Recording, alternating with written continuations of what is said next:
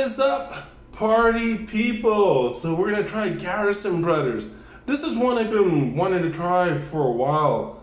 I really have grown, bourbon has grown on me. I've started drinking more bourbon and I'm starting to like it more. Out of all the types of whiskey, bourbon is my favorite.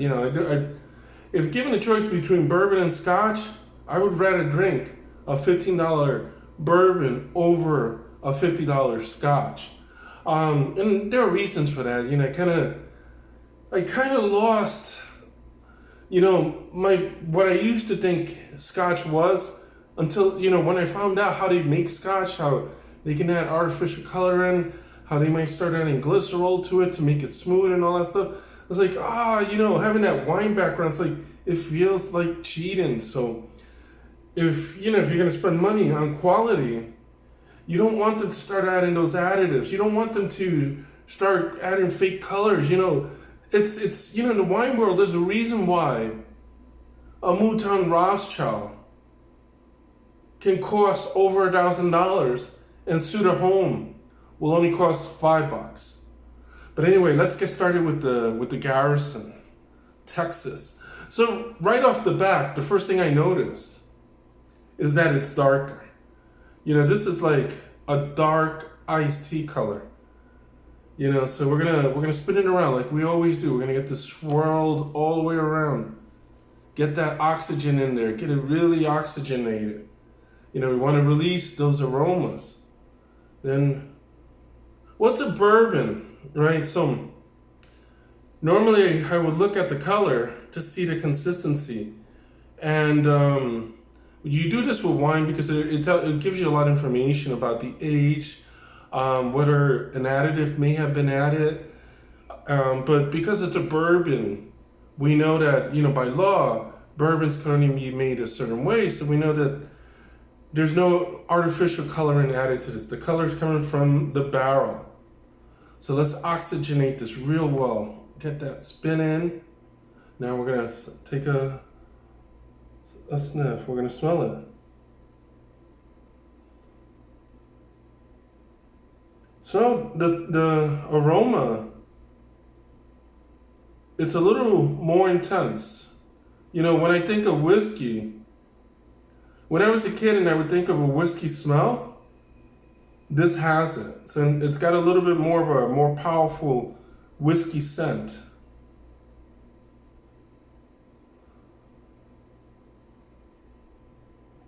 And you can smell a little bit of the char.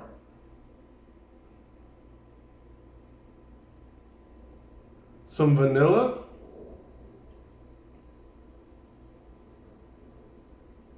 But the char is a little bit stronger in this.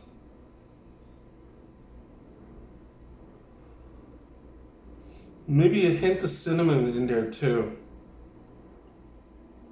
And my favorite part is tasting it. So let's taste it.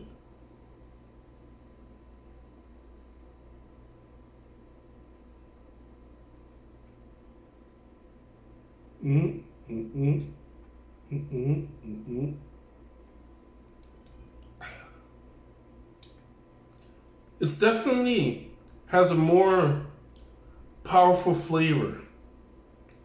Like you can taste that this has been in a barrel and it's been charred, and you can taste it. And that kind of makes sense because what do we know? We know that it's made in Texas. We know that in Texas it can get real hot. So when that liquid's in there, it's going to be absorbed by the wood, released by the wood, absorbed by the wood. So it's going to pick up. It's going to mix a lot more with the charring. And that explains why it's a little darker. As for the taste, this is really good. I really, really like it. It's kind of, think of it as coffee. There are times where you just want a regular coffee, and there are times you want coffee with an espresso shot. And to me, this is coffee with the espresso shot. It's got a lot more flavor. You really pick up on how it was, it was aged in a barrel. I really like it. It's a little bit pricier, so it's not going to be a daily drinker, but It's kind of one of those bottles where you buy on payday. So it's payday, I'm gonna get this one. If I'm gonna have a daily drinker, I've got a couple of bourbons that I got a hold of for $10. A whole bottle, 750 mLs for $10. So those are the daily drinks. But this one, I'm not supposed to be drinking. If you know me from the other channels, I'm not supposed to be drinking daily. But if I had a hectic work, I'll take a quick sip. But this one's pretty good.